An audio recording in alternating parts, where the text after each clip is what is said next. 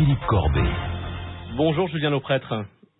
Oui, bonjour. Vous êtes le président du Secours populaire français. Si on vous a invité ce matin sur RTL, c'est pour évoquer cette proposition de loi qui a été déposée il y a quelques jours par des députés.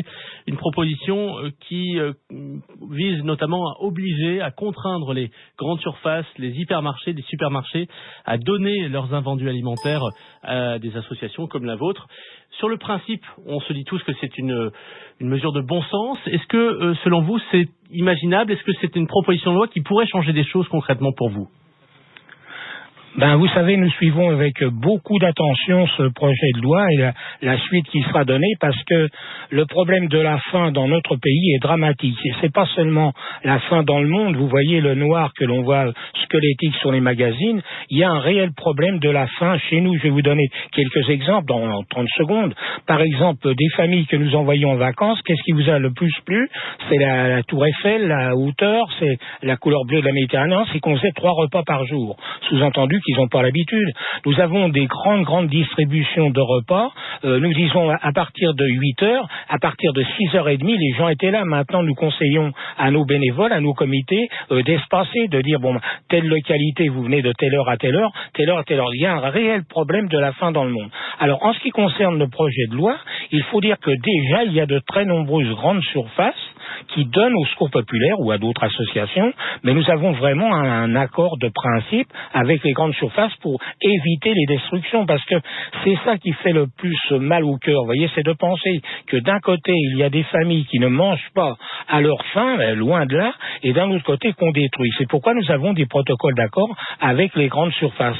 L'année dernière, le Secours populaire a distribué 181 millions de repas.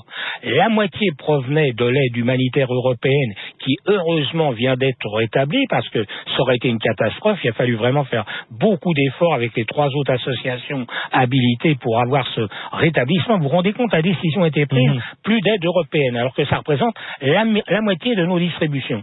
Et dans l'autre moitié, il y a les collectes dans les grandes surfaces, mais aussi les dons des grandes surfaces.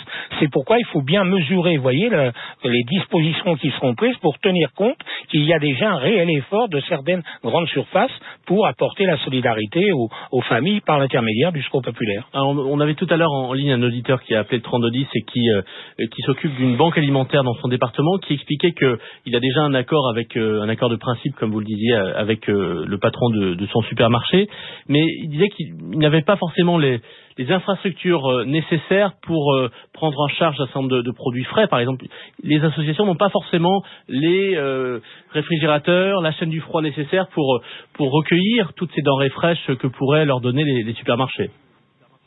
Bien sûr, mais nos amis des banques alimentaires ont raison.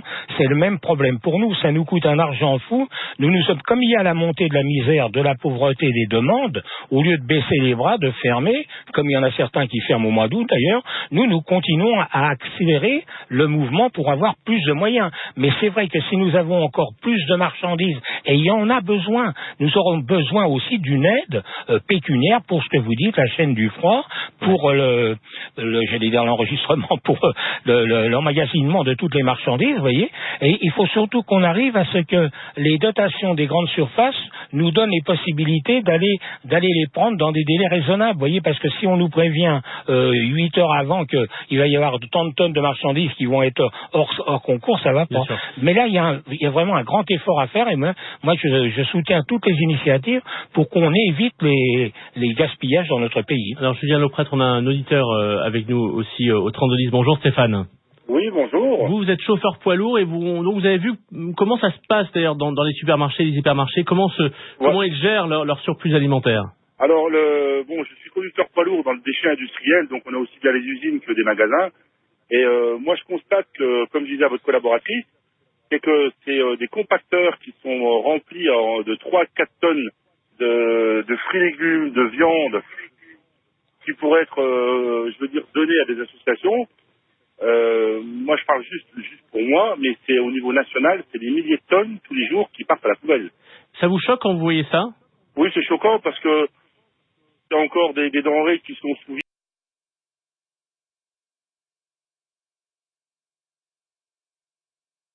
vide ou qui pourraient être en fin de compte stockées dans une chambre froide et données à des associations. Mais comme je disais tout à l'heure à votre collaboratrice, le projet de loi là est bien, mais il y a d'abord un autre projet de loi à obliger le magasin à payer sa propre casse. Parce qu'en fin de compte, ils font payer leur casse aux fournisseurs. Donc c'est facile de commander en fin de compte des tonnes de nourriture et en sachant que s'il y a de la casse, c'est le fournisseur qui paye. On entend avec ce témoignage de Stéphane, Julien Auprette, on entend avec ce témoignage qu'au fond, on est dans un système un peu fou finalement, où on préfère commander trop pour avoir du choix, quitte à jeter. Ben, tout à fait, mais vous savez, c'est un système qui marche sur la tête. Hein. C'est cette grande contradiction qu'il y a entre les moyens et ceux qui en sont complètement dépourvus. Il y a vraiment une remise à plat qui doit être faite. Moi, je me félicite qu'il y ait des grandes surfaces qui aident vraiment, qui font tous leurs efforts pour aider à ce qu'il n'y ait pas de destruction. Mais effectivement, lorsqu'il y a des cas comme ça, il faut les dénoncer, puis il faut prendre les mesures pour que ça ne se distribue pas comme ça dans ces conditions. Il faut au contraire que tout soit donné aux associations avec le dévouement des amis, parce que vous savez, il faut du dévouement pour les bénévoles pour faire en sorte que des personnes qui viennent demander à manger trouvent à manger. D'un mot, Julien Auprette, puisque vous êtes le président du Secours Populaire Français, grâce à vous, il y a encore des Français qui vont pouvoir respirer cet été, notamment des enfants qui vont pouvoir aller à la mer. Oui, effectivement, nous avons une grande campagne au Secours Populaire pour le droit aux vacances. Vous voyez, avec cette idée que les vacances, c'est pas du luxe. Et l'année dernière, il y a encore un Français sur 2 qui n'est pas parti. Je crains que ce chiffre soit encore plus gros cette année.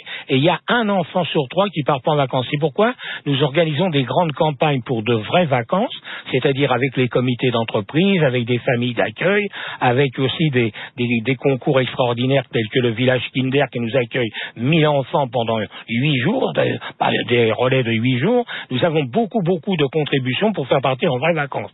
Et alors, lorsqu'arrive le 15 août, le gosse qui n'est pas parti ne partira pas, d'où cette idée d'organiser la journée des oubliés des vacances. Alors, au début, on me disait, oui, mais ça sert à rien une journée, c'est des vraies vacances, en particulier mes amis du corps enseignant, mais depuis, ils ont changé d'avis, parce que, première rédaction, quand le gosse rentre à l'école, s'il a été resté chez lui, il est à sec devant sa copie. Si par contre il a vu la Tour Eiffel ou qu'il a vu la mer pour la première fois, il en raconte. Et même du point de vue de l'année scolaire, les professeurs me disent, et les instituteurs me disent que même le gosse, il est parti qu'une journée, ça lui a changé la vie, il est plus fort pour aborder l'année scolaire. C'est pourquoi nous allons avoir dans toutes les régions, après le 15 août, de grandes journées. Et j'invite les journalistes de RTL à venir en couvrir parce que c'est beau à voir. Et nous irons, et j'invite moi les auditeurs de RTL qui le souhaitent à contacter le Secours Populaire s'ils veulent donner un petit coup de main. Merci à vous, Julien Auprette. Merci d'avoir été sur RTL. Merci à vous de votre invitation. RTL 8h25. On se retrouve dans une